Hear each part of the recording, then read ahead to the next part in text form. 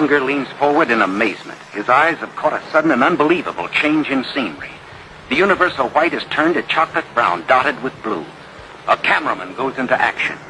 300 square miles of land without snow. Land that might be in New Mexico or Arizona. Pictures alone will prove Bunger has discovered a warm oasis in the shadow of the pole. It is for such supreme moments as this that men brave the hardships of exploration. The astounding, undreamed-of fact is that they are over a chain of warm water lakes whose shores, except for small patches, are free of ice and snow. Commander Bunger circles the largest lake in sight, 5 miles long. He comes in to make a landing. Water temperatures must be recorded. Samples taken.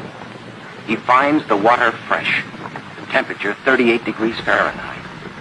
On the shores are vast deposits of coal and of minerals of the utmost importance to civilization.